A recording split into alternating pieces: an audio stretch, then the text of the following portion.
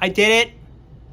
I found the best diet I found the diet to replace intermittent fasting. I found out how to feel the same way that you feel when you're fasting, but you get to eat. So that way you don't risk binging or making the wrong food choices. Okay? So here's what you do. Okay? Really, it comes down to one guy, Tarzan. Okay? Tarzan, Alexander Skarsgård. What this guy did was he ate 4 eggs in the morning after doing 30 minutes of cardio for breakfast. That's it. He had some vegetables too, which are optional. I honestly think that you eliminate the vegetables and it just like, then you stay in ketosis. So you can either do 4 whole eggs, or so it's like 280 calories, or some people have like a tolerance to eggs, plus eggs have sulfate, which builds up in your stomach after a while, which is what I noticed. Like after a while, multiple days of eating eggs, and I'd start to get a stomach ache, and then it would take me a couple of days. So now it's just semi-fatty meat like ground chicken or ground turkey works if you can handle ground beef, but I tend to feel kind of crappy if I eat ground beef. So, and then you put some no sugar added peanut butter on it, where it's just peanut butter and salt. Okay? So, a little bit about me. I literally have been, like, the minute that I came across this intermittent fasting thing, I was, like, hooked on it because it just, like, it changed me, right? Like, it took my cravings, my food cravings away. It took away my bloating. It increased my energy. All right? It teaches you what actual hunger is. It also teaches you about what happens to your body when you go without food, right? So, but the problem is it's not really that sustainable, especially once you start getting down into the deficit. Like, it can work. Clearly it can work. I've gotten bone shredded doing 20-hour fasts. But it's not the end-all be-all. Like, at the end of the day, it's what works for you. But, so here's how it goes. Tarzan. So basically, it's 4 whole eggs, or you have the equal equivalent of, like, meat and peanut butter, which honestly is way better.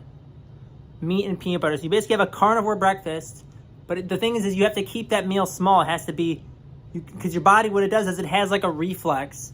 It has like a big meal reflex. And so it's basically just like, you want to do a 12 or 13 hour fast, just enough. You just want to slip into that fasted zone, get a little bit past 12 hours, and then you can eat your peanut butter meat. And I guarantee you, the minute that you eat the peanut butter meat, you give yourself 30 minutes or an hour, your hunger levels are literally just going to start going away.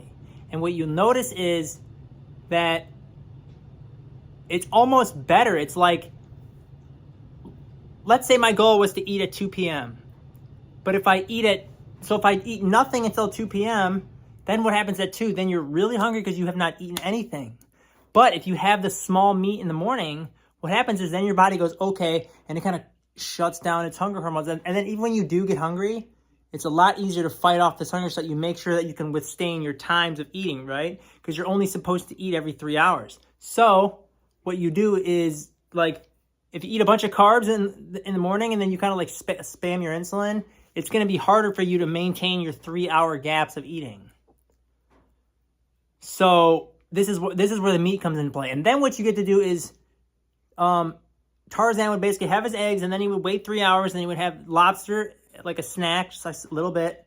So obviously, like, lobster costs a lot. So if you want the snack, sometimes I don't even feel like you need it. I can just go breakfast, and then I can go right to lunch, or I can do whatever. I can do the meal 1, and then I can do then you can add your slow carbs and meat in the middle of the day. So basically, you're getting your 2 carby meals, like all these big, like the intermittent fasting type of diet is kind of structured around, right? It's like a lot of people that do intermittent fasting, it's kind of like a two meal diet.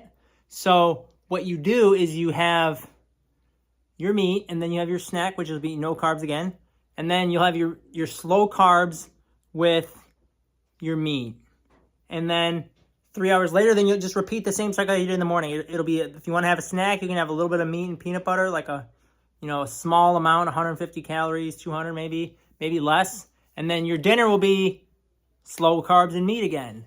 And so it's like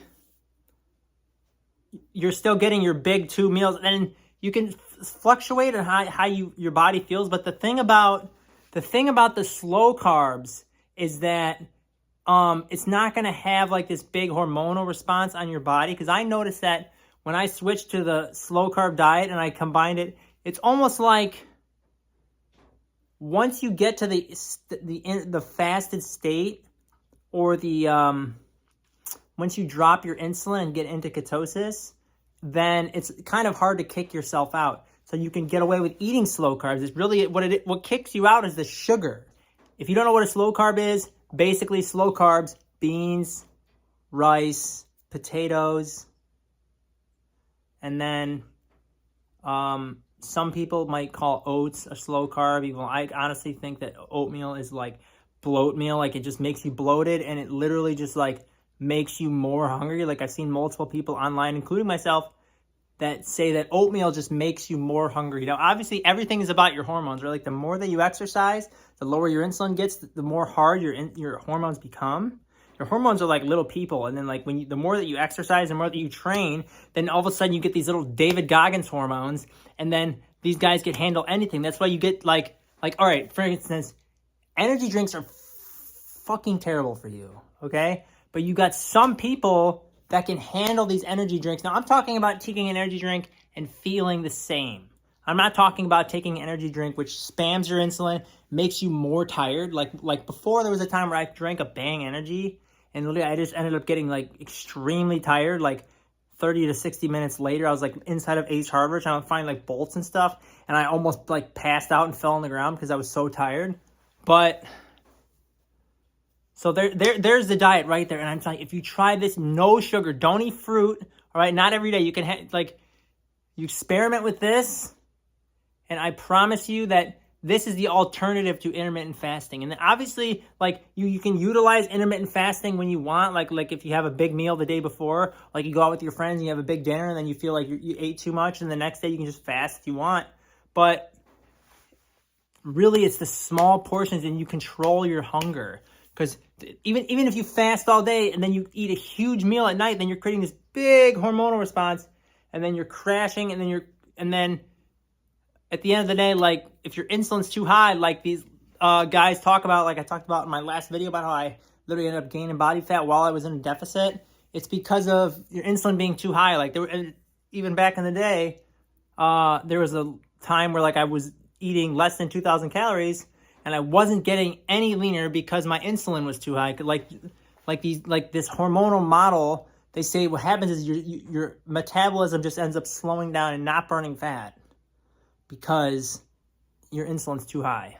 But this is all just advice, all right? I'm not a doctor, okay? I'm just some guy that's been obsessed with nutrition for literally like 16 years of my life, because I realized the impact that it had the minute that when I was in high school and I started working out, and then I didn't get the results that I wanted. Then I had to go back, and I was like, damn, I really gotta I can't just stop eating chips and pop. I actually had to eat like somewhat healthy foods. And then once you get the diet dialed, then you realize that if in terms of like body fat composition, like a lot of it is just the diet. And then you build your strength and you build your muscle, and then you're good. So stay hard, my friends. See you in the next video.